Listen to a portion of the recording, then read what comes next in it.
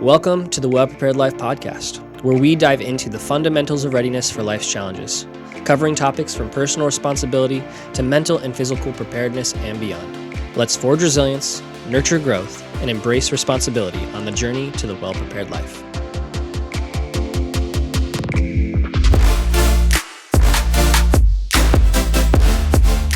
Welcome to episode 13 of the Well Prepared Life podcast, where we nurture growth, embrace responsibility, and forge resilience on this journey to well prepared life. My name is Nathan. And I'm Kyle. And today I want to talk about this idea of a growth mindset. So basically there's like this, the first area where I think of this is you have this idea of like IQ, your IQ test. How intelligent are you? And what I've found and seen in a lot of places, and thankfully the science is starting to prove this wrong. Is what you have is what you always will have. What you start with is what you'll always have. Science is proving that wrong. Yes. That you don't always have to so have it's like what you started with. However smart you are, what things you're good at, what your thing, that's where you start, and that's where you'll always be. So you can gain an IQ. Mm-hmm. Like you can gain an EQ. Yes. Emotionally intelligent. Like you can learn how to do it better. Now, and so kind of the premise of that is, there's a book called Growth Mindset where I got some of this material from. I forget the author off the top of my head, but if you search Growth Mindset, it's a book. It was good concept, very repetitive. So it's like if you read the first 2-3 chapters, you have pretty much the whole book. Because she basically is like talking about a growth mindset in different scenarios. And so it's like if you get the concept, it's just the same concept applied to different scenarios. Gotcha. Over and over in different chapters. But the idea is kind of this statement that we've said a couple times. Like you've said it before. Is it whether you think you can or can't, you're right. Yeah. Whether you think you can do something or you can't, you're right. You're correct. Yeah. And so it's all about our mindset. How do we approach things? So if you think you can or you can't, you're right. You're correct. Okay. I might butcher that quote, but. And so like your mindset determines your growth more than what abilities you have. So do you think you are able to learn new things? Yeah. Then you'll probably be able to learn new things. Yeah. Do you think that you can do well on a test? Then you probably will be able to learn how to do well on a test. And I said that very intentionally. People have different starting points. Some people are naturally better at certain things than other people. Some people do start and have a higher IQ than other people, and our caps are different. So in the sense of like, I will never be Einstein. Okay. So like I could say that I will never be as smart as Einstein, but I can be smarter than I am right now. Yeah. Like as far as like I can like work and do, and they're like, but am I doing the things that will actually get me there? I'd say, but you can be skilled and even maybe an expert in a certain field. Like you can maybe be one of the few people that knows that material more than anybody else kind of thing. So yeah, I feel like comparing to other people is not the best metric about doing that. Well, yes and no. That was more so to make a point like where it's like there are certain areas where I will hit a cap. Like I'm not going to be an NBA player. But it's less of that I'm hitting that's a good example of this. Play basketball and work on my shooting, work on my ball handling. Yeah, it's like you're probably never going to be an NBA player, but you can be a lot better at basketball than you are right now. Thanks, Nathan. I know. No, like as far as like me, I could really improve. I am terrible at basketball, so much so that I don't like playing it because of how bad I am. Yeah.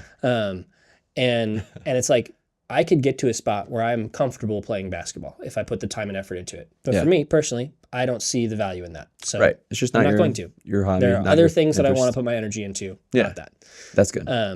But when it comes to even like intelligence, like there are different exercises, different things that you can do that help you be more aware and be sharpen your intellect and be able to like process things more quickly and be able to understand things in more depth. Yeah. But you got to do the work. Like what? Like I exercises. Think there's a. Is it like crosswords and Sudokus? So puzzles are a good way. Yeah. But also like there are like situational awareness exercises. Yeah.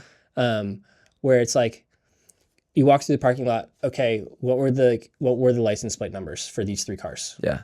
How many birds did you see? How many how many people were sitting? Cars were red. Yeah, it's like how many red cars are in that? Like, have you driven by since we like got that show Psych? Yeah.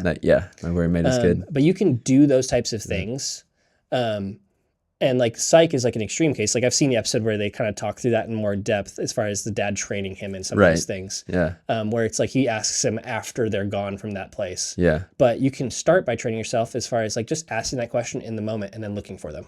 Okay. Think of it beforehand. What skills do I need to have? Okay. And then it's like you're starting to train yourself to be aware. Yeah. And to figure stuff out and to see What goals do I want? connections. Yeah. And then it's like doing reading into how do you become more analytical? How do you like research things? So you can grow your ability to process information, which then will help you make better decisions. Like reading and writing. So you're saying reading and becoming analytic. The best way to get better at writing is probably to practice writing. Yeah. Like writing a journal or writing some Well, kind of. so you got to, one, notes. practice writing, two, like learn from people who are good at it. Yeah. As far as like actually like read like how to be a good writer, like and like look up resources that you can learn from. That's good. You won't be able to do it in a silo as far as like all by yourself without any external input. The only way that you can like really grow is with external input. Okay. That's good to know. And just like at the very least of reading books. Like as far as, but it That's like external it input. literally like if you're just like you in a room by yourself with no resources, like Yeah. how are you going to get better at almost anything? Because if I write something out, if I type something, if it's just me and a notepad and I write something out, I was like, oh, that sounds right. You know, Like you don't know anything to. But you still learned how to like physically write from somebody. So is that, we're going down a rabbit hole. Yeah. I'm sorry. Yeah. But so the idea is like, you can get better at things. Yeah. I want to be clear though, and set a good expectation of the cap is not how good I can get at something. So like I said, I'd never be as smart as Einstein. I think that's true. Yeah. So one, because I think it's never going to happen. Right. But the other side of that is I can work to learn those types of things. Yeah. And I can get better and better and better and better. But his starting point and his effort put him so that he continued to get better and better and better at a pace that I will never be able to match. Yeah. And so it's like, it's not a cap of like, sure, if I lived forever, could I be as smart as Einstein? Probably, but I don't. And my brain's going to start deteriorating. And it's like, there'll be a point where it doesn't work anymore. Yeah. And so the growth mindset is not, I want to be as smart as this person, or I want to be as good as somebody as this thing, but rather I can be better than at the things I want to do than I am right now. Okay. And that's the bigger thing. And it's like, I can get better. Yeah. I'm not always going to be bad. And there will be things that are easier to get better at, and there'll be things that are harder to get better at. And this is my big line. If there's one thing I want you to take away from this, maximize your strengths and make sure your weaknesses aren't liabilities. So you're not saying I need to improve everything I'm terrible at to get to mediocre and everything. You're saying I can improve, like, you know, if I'm not good at reading and writing, maybe just make that not a liability. Yeah. To where so that's what I it's say. not going It's to like, hamper I me. would say you should try to improve almost everything to make it at least mediocre, Okay. to where it's like, you're not a liability. You're like, for instance, if you have absolutely horrible grammar and you're trying to write emails for professional situations, that's going to bite you in the butt. Don't use slang. Don't be disrespectful. Don't use Capitalize your terrible letters, grammar. like as far as like do the basics to look professional. Mm-hmm. But that doesn't mean you have to be like a world-class writer that's writing novels. It means you need to know how to write a professional email. Yeah. And so take that weakness of like not knowing grammar and be like, I need to work on this enough. And use tools. Use things like Grammarly and like different tools that are out there to help you write things and figure out how to get better. Yeah. But like take it and get it to a spot where it's not going to take away opportunities for you. Okay. So would you say it's a good idea to identify what weaknesses are liabilities? Oh yeah, to kind of absolutely. make sure that that's not a okay. Like a personal story example for me of a huge area of growth in my life is in the area of like relational leadership. Okay. Which is all leadership. As I've grown, I used to think that it wasn't, but it is. All leadership is relational because you're working with people, and that's just the nature of it. Yeah. But when I was back at school, I led a team, like a band, and that role involved like setting up rehearsals and making sure that we knew the songs that we were supposed to do, and we were like going out and traveling and performing and doing stuff at bigger venues. So it was like this is something that was significant. It wasn't just like a garage band. And making sure people had songs memorized, making sure they had the tools that they need, making sure they were equipped. And I focused heavy on those things. And I didn't focus all on be like, hey, are we like connecting well? Do they have what like they need like relationally? Am I encouraging them? Am I like building them up? I only had expectations without any pouring in. And it got to a point where there was like talking, and I still don't love how this was handled, but I got some hard feedback back to the base. Like people on the team are saying they're going to leave because of how you're leading. It's never fun to hear. And I was like, well, who says that? And can I talk to them? And they're like, no. And I was like, what? Because I'm like, Yeah. there's a principle. If you have a problem with somebody, talk to them about that. And Yeah. you Talk guys directly. figure it out. Yeah. So my own problems with how it was handled, but it wasn't a completely wrong thing. And thankfully, I didn't get defensive. I leaned in. Okay. And so what that looked like for me is I started reading books on like how to lead. Nice. And I started like talking to people about like, hey, where am I doing well? Where am I not? And like, what does it look like to encourage you well? And I was like asking them. And I am very thankful to say, weirdly enough, even though almost everybody, I think everybody on that team still ended up leaving, I was able to confidently say like maybe one of them left because of my leadership and almost everybody else left because they had just different opportunities that they were pursuing.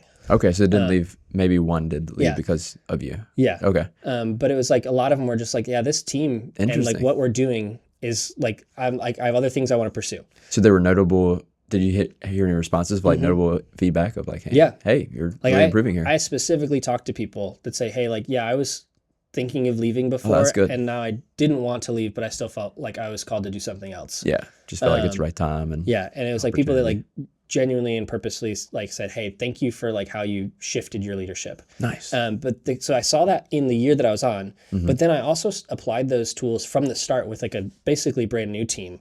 And it was night and day difference. That team, like the first team was fun. We like had some fun together. It was good. The second team felt like family. Yeah. And we did a lot of traveling together. We had a lot of time together. So that made sense. Yeah. But it was a totally different dynamic when I'm like leaning into what does it mean to like care for somebody and encourage them and equip them to do their job well. And like doing all of those things versus only thinking about the job. Yeah. And it's so, just a muscle that, like you were saying, it's just a muscle that you haven't flexed maybe. So you need to work that out a little bit more. and it was something that at the time was a weakness that was a liability. Yeah. And I would still say I'm not naturally good at it. Yeah. But that is one of the few things I would say if there's one area where you should try as hard as you can to make it a strength, it is how do you relate to people? Because, and even if not a strength in the sense of you're naturally good at, but get it as good as you can, it's always going to be worth it, is relating to people and connecting It's with never people. it's never a detriment. Yeah. Being able to connect with people better and having good relational skills. Yeah. Never There's will. never a con. Yeah, there's never a con to being better at that. So that's one area where I think people should always be trying to get better, even if you're not naturally good at it. Okay. But I explain it like this: like we have a guy that here is on staff who's our student director, and then me, I like work with tech. There's a natural assumption in that where it's like, yeah, he's the fun, outgoing guy, and I'm the reclusive introvert. And the thing is he is better with people than I am. Yeah. Just a natural, It's a natural tendency. natural Yeah. tendency. Natural muscle. And he does it in a way that if I was to ask him, hey, how do you talk to people so easily? His response would likely be, Just talk to people. Yeah. And my response would be, I think about what I'm going to say before I walk up to them. Yeah. I make a point to try to make sure I know their name if they've told it before. Yeah. I make sure to ask about something about their life at home. I've thought through all of the steps involved in how to talk because I had to learn it. Yeah. It wasn't something that I gotcha. just did. I had to learn it on purpose and how to do that. Yeah. One great resource for that is a book called How to Win Friends and Influence People. Oh, that's a good one. Very good book. Carnegie. Is that Dale Carnegie? I think so, yeah. Okay. But very good book for like how do you connect with people in a way that like wins friends and influences people. Yeah. As the title says. But it's like a small example is like when you're trying to like connect with somebody that's like in a busy spot, you're like, hey, I know you're really busy, but I'd love to get some time on your calendar just because I want to learn from you. And it's like, how do you phrase things and talk about things in a way that like make people feel built up and encouraged? Yeah. That's the one thing I remember from that is like you don't open the email or a letter with, hey, I need this from you. It's like, no, you open it with like, hey, how are you doing? Like see them as a person, understand that they might have gone through a tough weekend or tough week, and then you can break it down. And so relational stuff is something that I've taken from being a liability to, I don't know that I would call it a strength, but I would definitely say it's something where it's like I am happy with and like proud of my like ability to lead relationally at this point. I would say almost a strength. I would say it's something at the very least I'm good at. I wouldn't say I'm like the best at it, but I'm good at it at this point. Now, but I still struggle. Like it is still extremely uncomfortable. Like one of our roles is to be able to like meet new people on Sundays, and that I suck at. I suck at just going up to somebody I don't know and talking to them.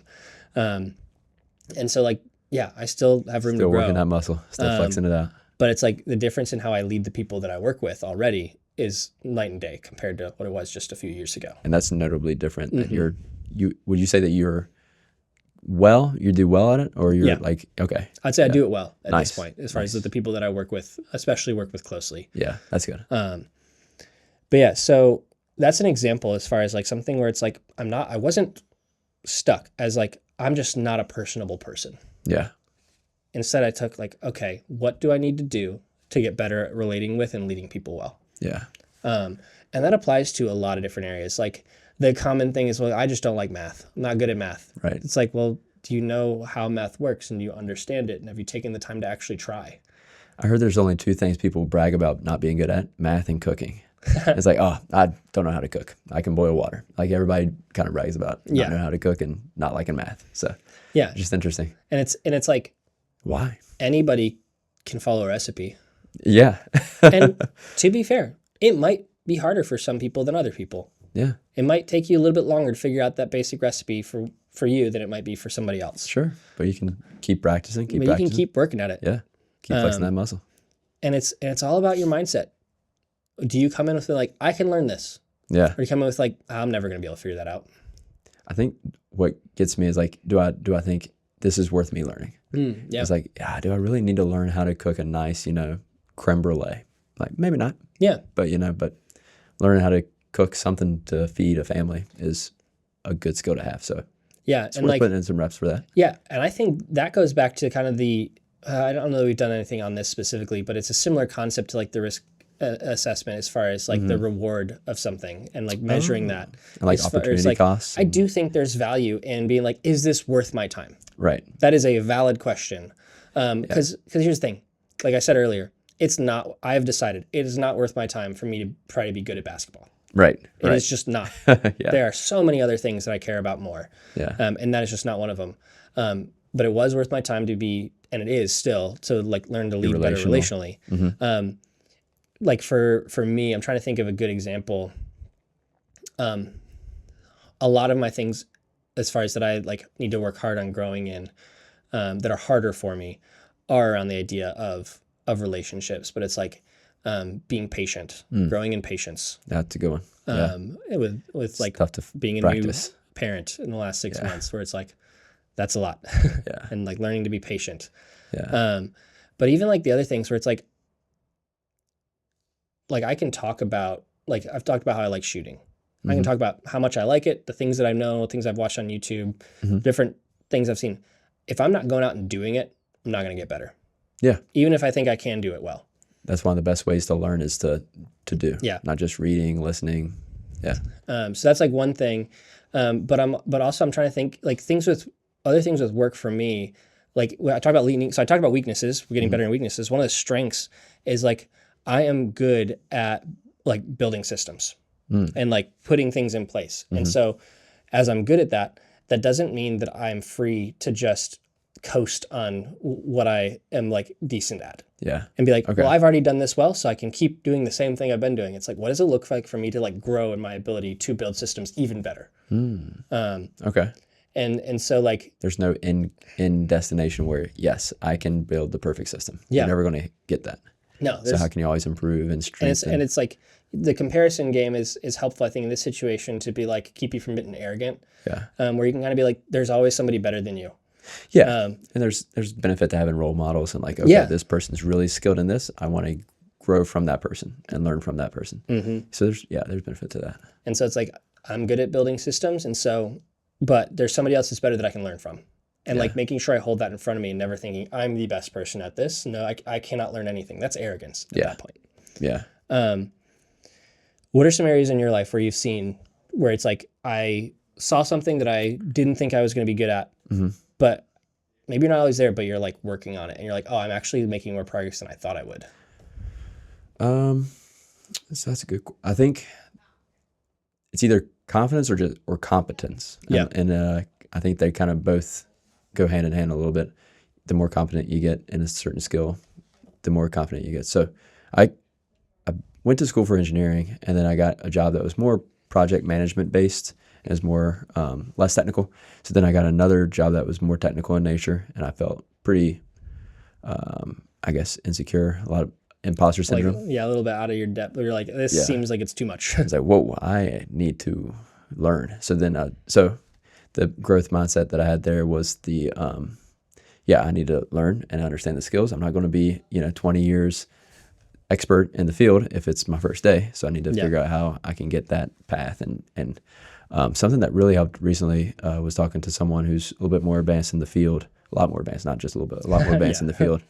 And he was sharing with me, he's like, hey, you have your unique backgrounds and your skill set come from a different perspective. And that brings something to the table that somebody else might not bring to the table. Yeah. You don't have a comp sci background. I'm not a computer science guy, but then having some project management skills helps me have a different perspective into the comp sci arena, into the technical arena. So that was really kind of reassuring and built a lot more confidence. And did classes, did a lot of training to try to get those skills that are just foundational in the technical field, because you kind of need some just basics understanding. Did that just to understand what I'm talking about, and then still growing. But I'm looking back and I'm like, man, I've learned a lot in the last year or two. Just a lot of learning. I'm definitely not perfect, definitely still growing. But it's really cool to just grow and then look back, kind of just thinking about it. Like, what would you say? So you said you got this new job and you're like, I'm in over my head. I feel like this is too much. Was there a switch that flipped or something where you went from being like, I don't know if I can figure this out, to I just gotta like learn? Like, what was kind of like your thought process in like, because it sounds like it was a little bit of like overwhelm to, okay, I just need to figure out one thing at a time. What did it take to like make that change? There was a lot of what's the word I'm looking for? I guess goal setting. You're kind of like, okay, I want to get good at this. I want to understand this concept. And then like, that's the foundation, kind of understand the basics. And then, okay, if I understand the basics, that's a little bit better. And I think what recently taught me was, if I can explain it to my wife, who is not technical at all, she's in design work, if I can explain it to her to where she understands it, that means that I've fully understood the concept, so to speak, if she can ask questions. So I think that was kind of the next, I think goal setting was just a best way for. So you broke it down into bite-sized learning how to grow. chunks. Yeah. Where you took it from like achievable steps. Like, because in your mind, it sounds like you had this picture of like the person who is 20 years in, that's where I should be. Yes. And you're like, I can't do that. Yeah. And 20 it's like, years more experience than me. I need to get there. And then it's like looking at this idea of like, okay, like, because I'm going to shift that. So you said, okay, this is where I should be now. Yeah. But then it's like, there's actually a tool in like vision casting. Yeah. Of like being like, where do you want to be in 20 years? Yeah. And you're like, okay, I have a standard. I have somebody I can look at. Yeah. What does it take to get there? And realizing it's okay if you're not there today. Oh, absolutely. And what can you do 5%? So 20 years, break it down to each year. That's 5%. How can you get 5% better each year? And then just keep compounding that. And And like, turns into exponential. As far as the goal setting thing, I think that's great, because we talk about this growth mindset, and goals are an essential part of growth. Okay. Because like purposeful growth always involves goals. And the reason for that is purposeful growth, you can see the difference. You know the direction you you're can headed. measure it. Yeah. We grow. Everybody grows throughout life. We grow through experience and stuff like that. And a lot of it is just, it happens to us, and then we figure out and we kind of move on from it. Unless you take the time to really evaluate, or you take the time beforehand to say, I want to grow in this area in this way.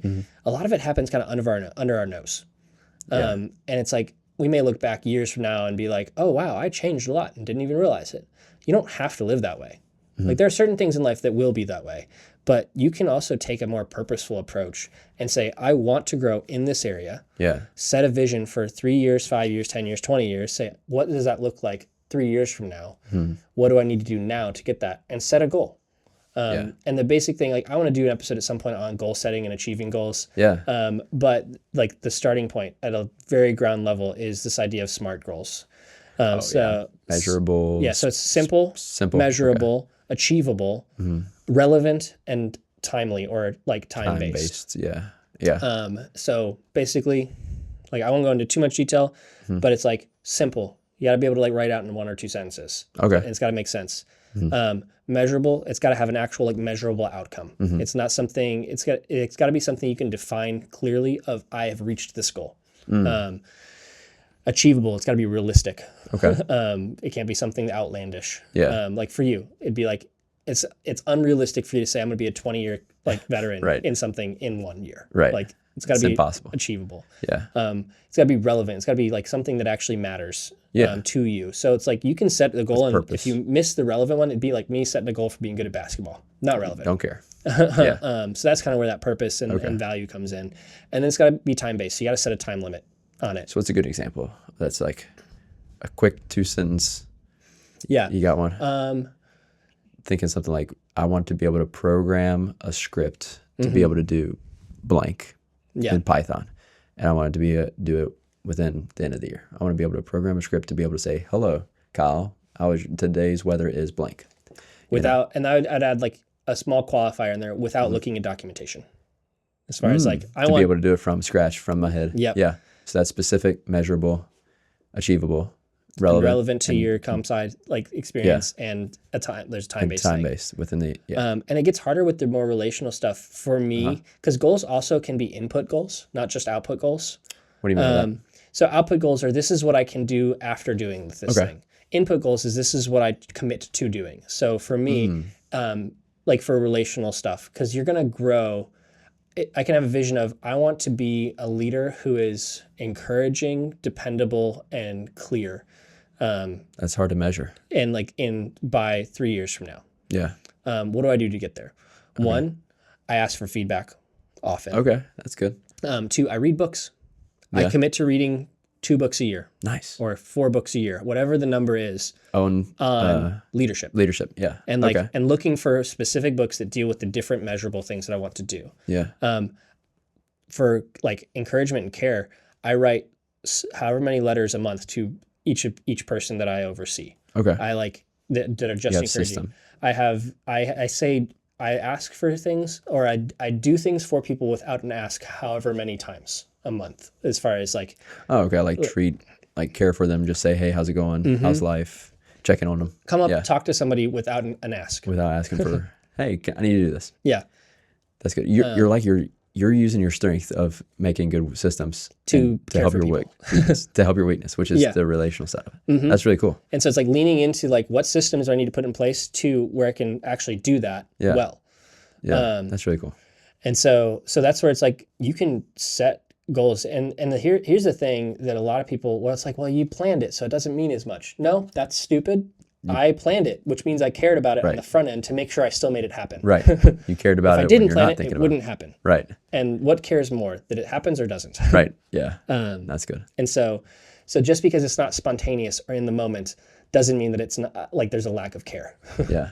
That's good. What are some other like growth mindset tricks? Because that's a good one. The system, using your strengths to help your weaknesses, setting goals. Are there any other good like tips? I think going back to our like second episode where we talked about like journaling your day. Okay. And like figuring out like reflecting on like what things are you good at, what things did you enjoy that day, what things did you not enjoy. Yeah. Okay. Doing that.